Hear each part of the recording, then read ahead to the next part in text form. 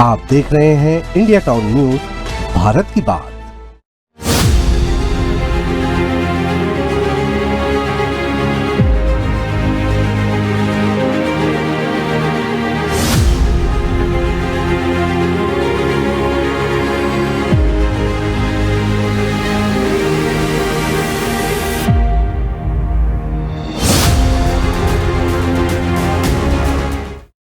अभ्यर्थियों की भीड़, विरोध प्रदर्शन और पुलिस का लाठीचार्ज। जो वीडियो आपने अभी देखा, ये वो आग है जो यूपी से होते हुए बिहार पहुंच गई है, जिसका नाम है नॉर्मलाइजेशन।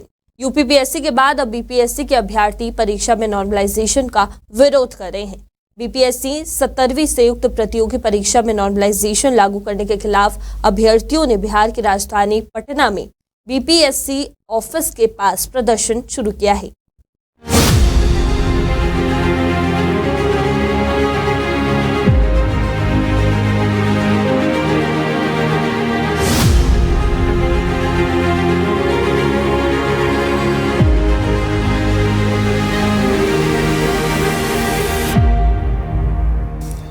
सड़क जाम कर रहे, विरोध प्रदर्शन कर रहे अभ्यर्थियों को हटाने के लिए लाठीचार्ज किया गया, जिसमें कई छात्र घायल हो गए। हाल ही में यूपीपीएससी भर्ती परीक्षा के अभ्यर्थियों ने नॉर्मलाइजेशन मेथड लागू करने का भी विरोध किया था।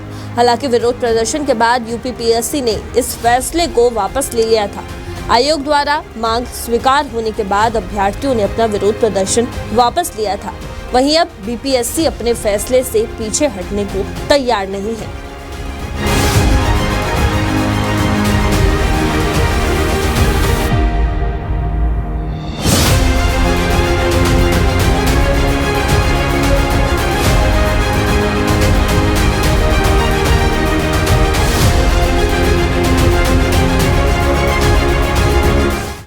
अगर आपको याद हो तो नवंबर में उत्तर प्रदेश के प्रयागराज में नॉर्मलाइजेशन को लेकर एक ऐसा ही प्रदर्शन हुआ था, लेकिन उस समय प्रदर्शनकारियों की ये शिकायत थी कि कोचिंग संस्था चलाने वाले किसी भी टीचर्स ने उन्हें सपोर्ट नहीं किया। लेकिन अब बिहार में एक अलग ही दृश्य देखने को मिला है, जहां प्रदर्शनकारी अभ्यर्थियों को टीचर और फेमस यूट्यूबर खान सर का भी समर्थन मिला। वे भी छात्रों के साथ प्रदर्शन करने सड़क पर उतरे तो उनके साथ सैकड़ों छात्र खड़े नजर आए। खान सर ने कहा कि अधिकारियों को आना ही पड़ेगा, हम लोग शांतिपूर्ण तरीके से प्रदर्शन कर रहे हैं। नॉर्मलाइजेशन जैसे घटिया कानून ले आकर हम लोगों को गुमराह कर रही है बीपीएससी।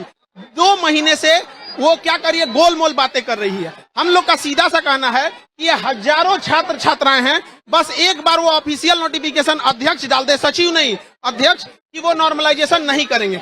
नॉर्मलाइजेशन इतना घटिया चीज है जो केवल गणित के लिए बना है। हम अध्यक्ष से कहते रह गए कि सर ये नियम गणित के लिए बना है, जीएस के लिए नहीं बना है। आप एक छोटा सा एग्जांपल समझिए, अगर किसी बच्चे से जीएस में ये कैसे डिसाइड करिएगा कि इलाहाबाद का संधि वाला क्वेश्चन टफ है कि एलासापा की संधि टफ है? आप बताइए, है कोई बता सके? तो हमारी बस यही मांग है, शांतिपूर्ण ढंग से जब तक नॉर्मलाइजेशन नहीं होगा हम यहाँ से नहीं जाने वाले हैं। सर हम यहाँ अनिश्चितकालीन धरना पर बैठ गए हैं। अब चाहे कुछ भी, अब लाठी चलाएं तब, चाहे प्रशासन के हाथ में है। हमारा गया मुंह ओखली में, चाहे जितना मुसर मार दे।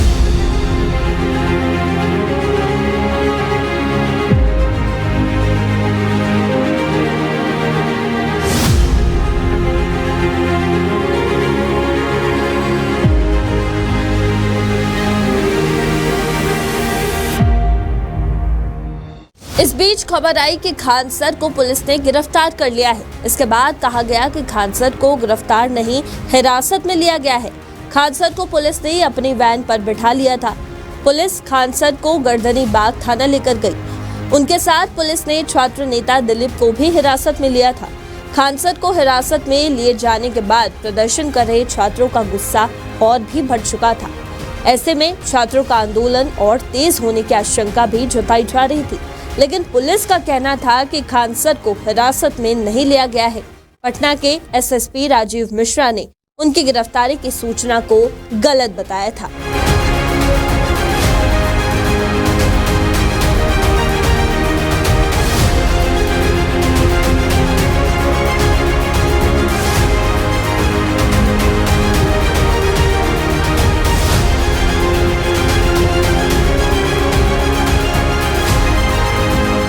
दरअसल शुक्रवार को बीपीएससी अभ्यर्थी हंगामा कर रहे थे। उनके समर्थन में खान सर भी पहुंचे थे। वे स्वयं गर्दनी बाग थाने में दंडाधिकारी से मिलने आए थे। कुछ देर वहां रुकने के बाद पुलिस की गाड़ी से अपनी कार तक छोड़ने का उन्होंने आग्रह किया था।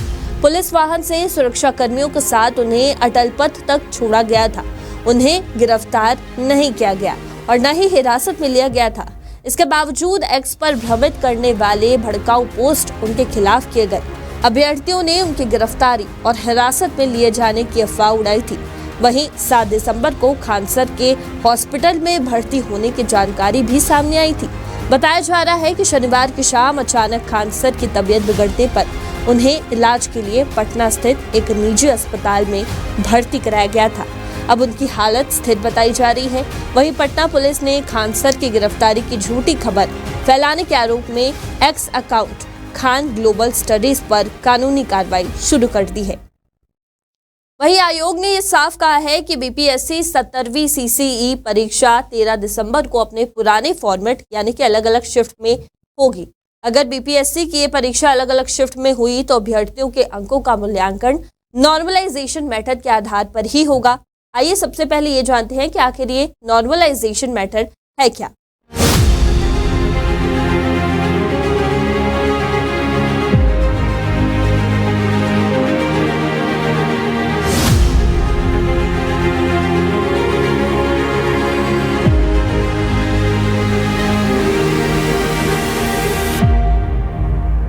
उदाहरण के लिए मान लीजिए 2 शिफ्ट ए और बी है। शिफ्ट ए का पेपर थोड़ा आसान है जबकि शिफ्ट बी का पेपर थोड़ा कठिन।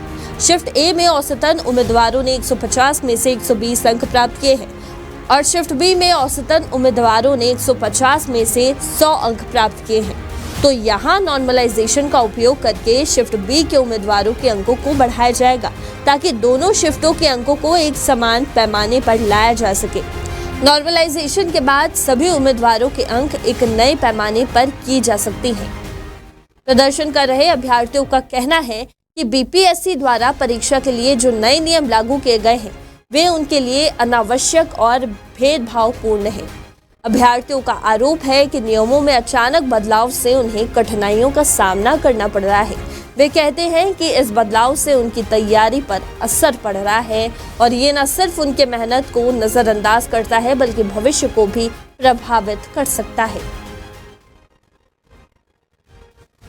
वहीं बीपीएससी का मानना है कि परसेंटाइल और नॉर्मलाइजेशन मेथड से पेपर लीक को रोका जा सकता है क्योंकि इसके तहत आयोग अलग अलग सेट के प्रश्न पत्र तैयार करेगा। हालांकि विरोधी पक्ष का ये कहना है कि परीक्षा में केवल एक ही सेट का प्रश्न पत्र होना चाहिए ताकि सभी उम्मीदवारों को समान अवसर मिले। उनका तर्क है कि अगर अलग अलग सेट में प्रश्न पत्र होंगे तो कुछ सेट में कठिन सवाल होंगे जबकि कुछ में सरल सवाल। इससे परीक्षा के निष्पक्षता पर सवाल उठ सकते हैं।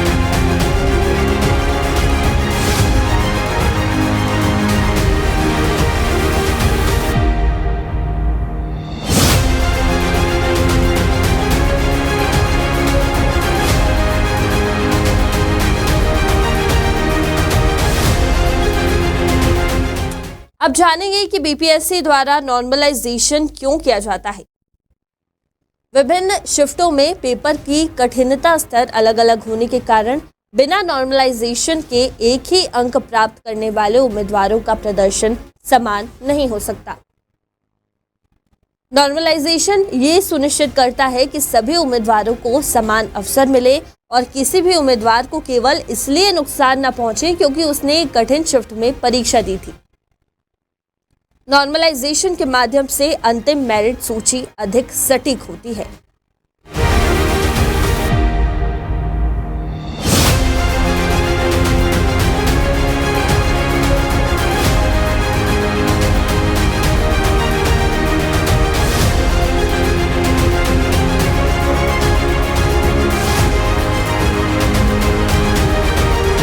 और वहीं अब इस पूरे मामले में खान सर की गिरफ्तारी की कंट्रोवर्सी को लेकर पुलिस ने खान ग्लोबल स्टडीज अकाउंट पर कानूनी कार्रवाई शुरू कर दी है।